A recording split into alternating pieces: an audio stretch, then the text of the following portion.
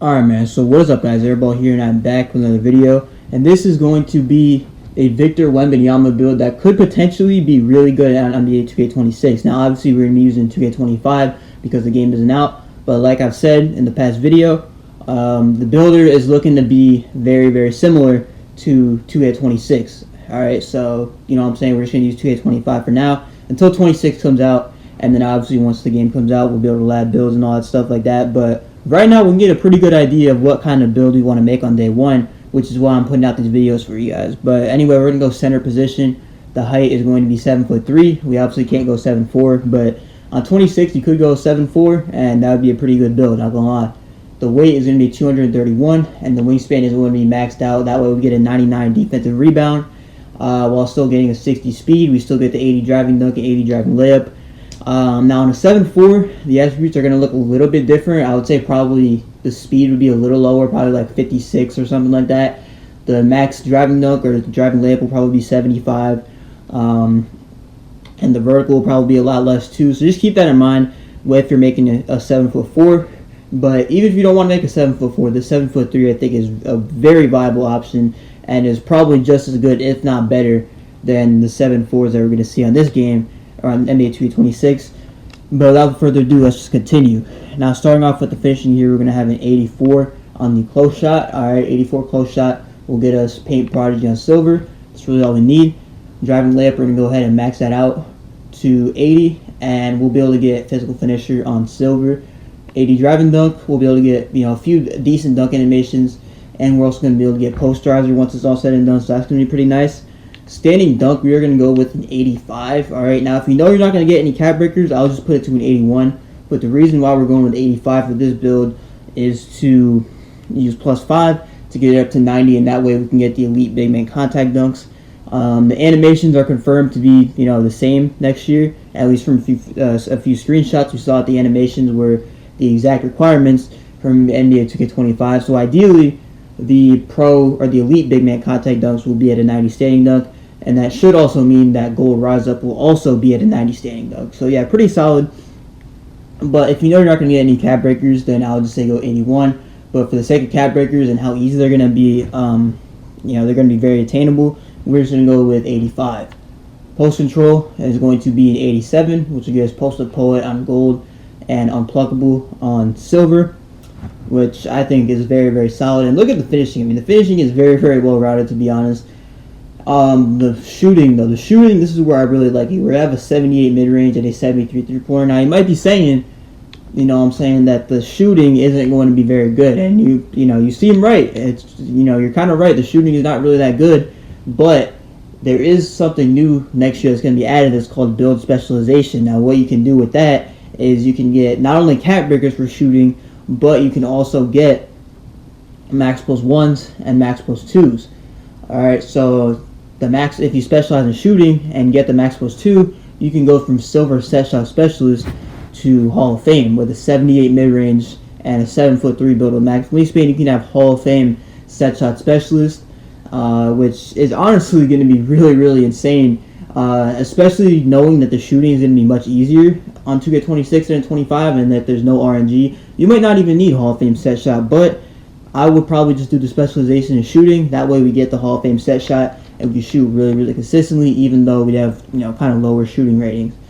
But pass accuracy is going to be an 87. Alright, so we'll be able to get break starter on gold, diamond on gold, and all that good stuff. We'll have a 49 ball handle. We're just going to max out the ball handle speed of a ball, just so we can move a little bit. You might be able to get like a few big man dribbling animations and things like that. If you're looking to dribble on this build, though, I mean, you might be able to, but it's going to be hard, I'm not going to lie. But the pass accuracy is really what's going to make this build fun, because like I said before, you can use your max +1s or max +2s, not even from the build specialization, but just regular max +1s. You can max +1 your break starter to Hall of Fame, max +1 your dimer to Hall of Fame. It's going to get pretty crazy in terms of the badges that we can get with this build. Now moving on to the defensive side of the ball, we're going to have a 77 on the interior. We're going to have a 62 on the perimeter. Alright, we're going to have a 60 steal, which will get us interceptor on bronze. The block is going to be an 88, and we're going to use +5 cap breakers to get it to a 93, and that's why we put 77 interior as well. So that way, once we use our cap breakers to get 93 block, we'll be able to get that gold paper troller badge, which will be very, very solid. Again, you can max +2 that to legend if you want to. So yeah, a lot of possibilities with this max +2 badge perk. We're gonna have a 82 O board and then a 94 on the D board. And if you want to, you can use +5 cap breakers, which is what I would probably do. Use 5 cap breakers to get legend rebound chaser, get 99 rebound, get legend rebound chaser, and just be an absolute menace when grabbing rebounds. So that's what I would do. You get cap breakers, +5 rebound, +5 block, and if you get any more, use +5 on that standing. That can get up to 90. Well, I mean, the defense on this build is going to be very, very insane. You're 7'3", you have max wingspan, so you'll be able to protect the paint really well. And also, you can max +2 your paint patroller because you're gonna be using your permanent max +2 on your set shot specialist. So, what I'm saying, the regular max +2 that you get from the season level, you can use on paint patroller, get up to legend if you get cap breakers, and then also we'll get silver high flying denier, and you can use your tier 2 max +2 on high flying denier to get that up to Hall of Fame. So we can get legend paint patroller, Hall of Fame high flying denier with your max +1s. You can get tier 1, you can get break starter Hall of Fame, tier 2 dimer Hall of Fame, and then your build specialization you get +2 max +2 set shot specialist, and then max +1 either deadeye or post fade phenom. It's really up to you. But this build, man, it's looking really nice. And at 7'4", who knows what kind of attributes we're gonna get? But like I said, even at 7'3", this build is gonna look really, really solid. We're going to have a 72 strength. There's no reason to go 73 because you don't really get any other badges. So I'm just going to go 72 and just keep it like that. The vertical is going to be a 74, and that'll get us high flying denier on silver, which, like I said before, you can max +2 that to Hall of Fame if you want to. And 74 vert honestly should be pretty solid. Being 7'3" with a max wingspan and then having that 99 rebound with cap breakers, having legend rebound chaser, it's going to be absolutely insane. The things you can do with this build, because you can get contact dunks, you can handle the ball a little bit. You're going to have really good passing. The shooting with the build specialization is going to be really good. And obviously the defense is going to be insane because you're 7'3".